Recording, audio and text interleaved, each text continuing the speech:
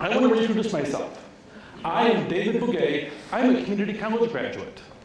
I'm not going to talk to you as an administrator.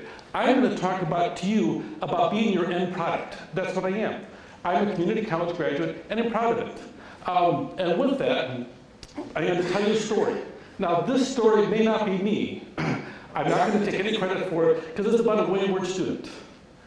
That certainly may not have been me. Anyway, a 17-year-old slipped through bullpen registration. Remember those days? And I said, I got through, I skipped the counseling people because they were busy arguing about what to have for lunch, pizza or this Italian joint over here. And so I never got paid attention. So I ended up in this basic English course. I noticed it was different when I noticed that most of the people in there had just gotten a drug rehabilitation. and I thought, what am I doing in here? And finally, a guy named Dr. Robin Avery found I didn't belong there. He took me out of the class. He developed a special curriculum just for me, parked me over by myself into the learning center, and he gave me an individualized instruction program on reading. Well, that program increased my words reading per minute to 984 words per minute with a 94% retention. I have to tell you, that was remarkable.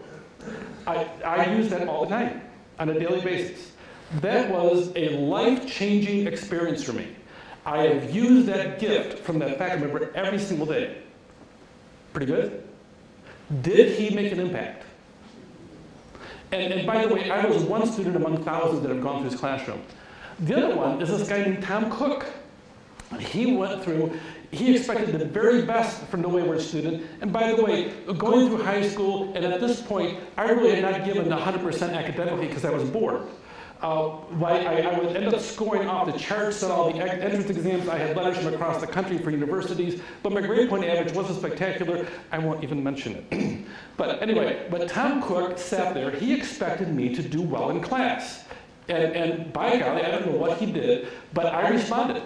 I paid attention, and for the first time, I was truly academically challenged. And he pushed nonstop. He used corny puns and jokes to keep a lively class, but he demanded diligence, follow through, and students rose to the occasion, including this possible wayward student who may be nearby. The wayward student stopped being wayward, at least in academics, and went on to attend 3 additional institutions of higher education. And the wayward student, no longer wayward, whoever this may be, found that he used lessons learned from these 2 individuals in every single class, and by the way, every single day of his life. In my opinion, there could be no greater compliment for faculty than those that make life-changing impacts. Isn't that what it's about? Isn't that what we do as a community college? If your faculty, whether you like it or not, you're going to make a difference. If they have to put up with you for 16 weeks, you can and will use part of yourself and leave it with those students. It depends what you're going to leave with them.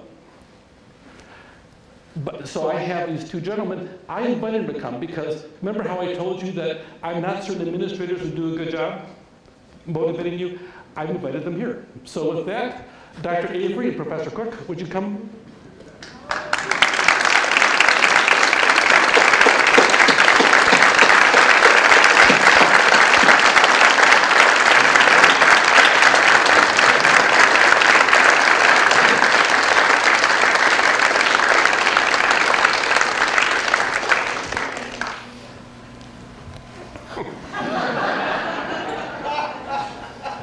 By the way, just in case you guys don't respond at the right time, I have a secret weapon.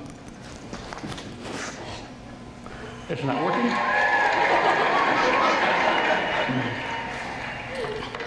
So with that, I have to tell you, these 2 gentlemen, they traveled all the way from the Midwest over here. They're suffering in the warmth and the sunshine of Southern California. Rob, can you tell us about that military uniform you have? Well, after 9/11, I had been in the military in the 50s and the 60s, in the Army and the Army Reserve. And after 9/11, that was a life-changing experience for me. Like a lot of people, I had to redefine what was my role as an American.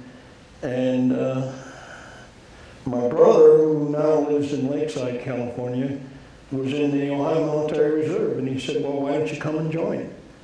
And I was over 60 years old. I didn't think they would want some old guy like me. So I went to a battalion meeting and they recruited me. I went through my officer training. I was 62. Spent 5 years with the Ohio Military Reserve, and they automatically retired you at 67. But I felt my duty as an American to do whatever I could to help with the public defense and serve my country. And I was able to do that. I felt honored that I was able to get through all that. That's pretty commendable.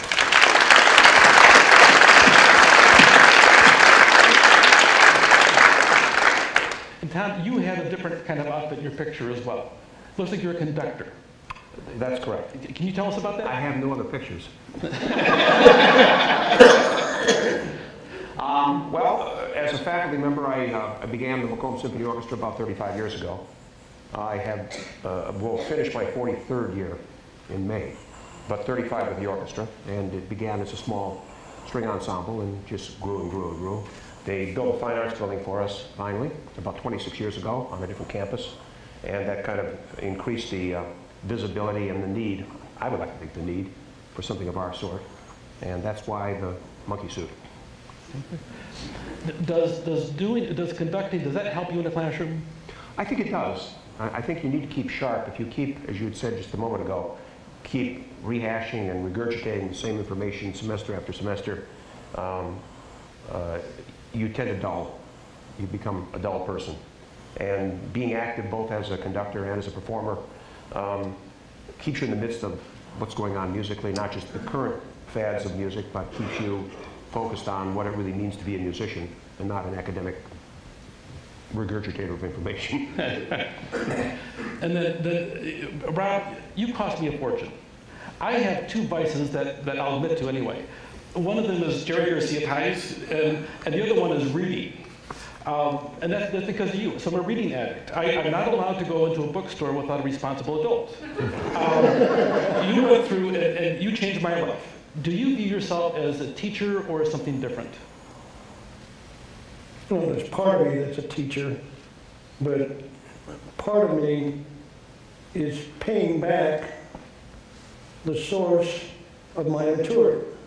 Because we were all young once and foolish, maybe. I mean, you guys aren't foolish, but I was. And I'm still young. Yes. He had my class 30-some years ago, so it's a long, I'm sorry, but I have to admit some truths. I was a young kid on Wayne State campus, amazed at the big buildings, the people walking by were so smart. It took me a long time to sort that out and find that it wasn't all true. And at the point of growing up and hopefully getting some wisdom, I got the excellent example at the university of how not to teach. So what I had to do was to develop methods and define my own beliefs. And what I found was my main job was to help other people learn what I've learned or learn on their own and at least learn how to learn. And I developed this plan of individualized instruction while teaching at the college. Not very popular. A lot of faculty didn't like what I was doing, but my main concern was helping individual students. How better can you do that than by setting up individual work plans? And that takes a lot of time and effort, but I felt it was worth it. I still do. So I'm the product of an experiment? Sure. Okay. I was experimenting even the year I was retired, in '99.